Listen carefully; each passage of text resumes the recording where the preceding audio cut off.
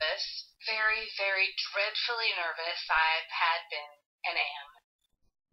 But why will you say that I am mad? The disease had sharpened my senses, not destroyed, not dulled them. Above all was the sense of hearing acute. I heard all things in heaven and in the earth. I heard many things in hell. How then am I mad? Hearken and observe how helpfully, how calmly I can tell you the whole story. It is impossible to say how first the idea entered my brain, but once conceived, it haunted me day and night. Object there was none.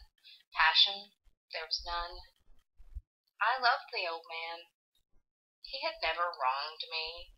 He had never given me insult. For his gold I had no desire. I think it was his eye. Yes, it was this. One of his eyes resembled that of a vulture. A pale blue eye with a film over it. Whenever it fell upon me, my blood ran cold, and so, by degrees, very gradually, I made up my mind to take the life of the old man, and thus rid myself of the eye forever. Now, this is the point.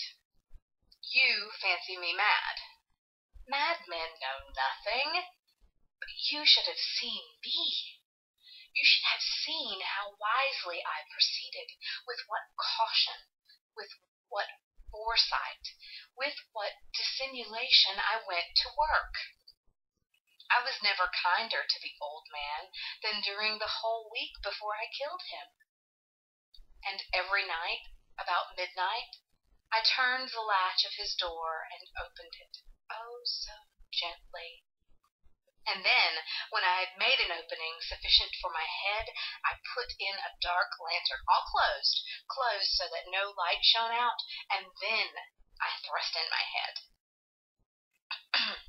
Oh, you would have laughed to see how cunningly I thrust it in. I moved it slowly, very, very slowly, so that I might not disturb the old man's sleep. It took me an hour to place my whole head within the opening so far that I could see him as he lay upon his bed. Would a madman have been so wise as this? And then, when my head was well in the room, I undid the lantern cautiously. Oh, so cautiously. Cautiously, for the hinges creaked.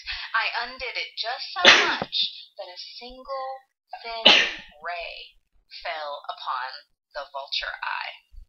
And this I did for 7 long nights, every night, just at midnight, but I found the eye always closed, and so it was impossible to do the work, for it was not the old man who vexed me, but his evil eye.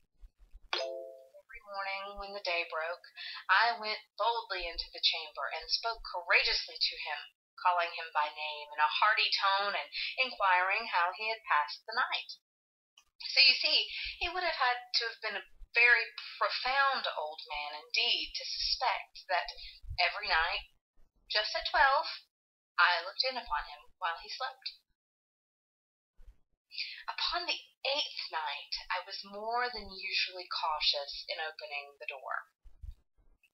A watch's minute hand moves more quickly than did mine. Never before that night had I felt the extent of my own powers, of my sagacity. I could scarcely contain my feelings of triumph to think that there I was opening the door little by little, and he not even to dream of my secret deeds or thoughts. I fairly chuckled at the idea, and perhaps he heard me, for he moved on the bed suddenly as if startled. Now, you may think that I drew back, but no. His room was as black as pitch in the thick darkness, for the shutters were closed, fastened through fear of robbers, and so I knew that he could not see the opening of the door, and I kept pushing it on, steadily, steadily. I had my head in, and was about to open the lantern when my thumb slipped upon the tin fastening, and the old man sprang up in bed, crying out, "Who's there?" I kept quiet still, and said nothing. For a whole hour I did not move a muscle, and in the meantime I did not hear him lie down. He was still sitting up in the bed, listening, just as I have done night after night, hearkening to the death watches in the wall. Presently I heard a slight groan, and I knew it was the groan of mortal terror. It was not a groan of pain or of grief. Oh, no. It was the low, stifled sound that arises from the bottom of the soul when overcharged with awe. I knew the sound well. Many a night, just at midnight, when all the world slept, it had welled up from my own bosom, deepening with its dreadful echo the terrors that distracted me. I say I knew it well. I knew what the old man felt, and pitied him, although I chuckled at heart. I knew that he had been lying awake ever since the first slight noise when he had turned in the bed. His fears had been ever since growing upon him. He had been trying to fancy them causeless, but could not. He had been saying to himself, "It is nothing but the wind in the chimney. It is only a mouse crossing the floor," or "It is merely a cricket which has made a single chirp." Yes, he's been trying to comfort himself with these suppositions, but he had found all in vain. All in vain, because death in approaching him had stalked with his black shadow before him and enveloped the victim. And it was the mournful influence of the unperceived shadow that caused him to feel, although he neither saw nor heard, to feel the presence of my head within the room. When I had waited a long time, very patiently, without hearing him lie down, I resolved to open a little, a very, very little crevice in the lantern. So I opened it. You cannot imagine how stealthily, until at length a single dim ray, like the thread of a spider, shot out from the crevice and fell upon the vulture eye. It was open, wide open, and I grew furious as I gazed upon it.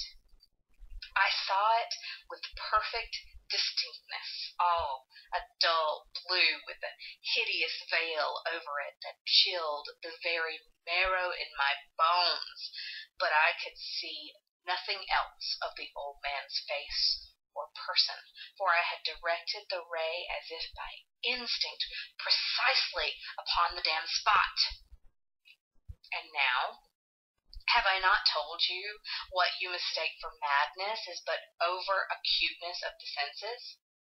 Now, I say, there came to my ears a low, dull, quick sound, such as a watch makes when enveloped in cotton. I knew the sound well, too. It was the beating of the old man's heart. It increased my fury as the beating of a drum stimulates the soldier into courage. But even yet I refrained and kept still. I scarcely breathed. I held the lantern motionless. I tried how steadily I could maintain the ray upon the eye.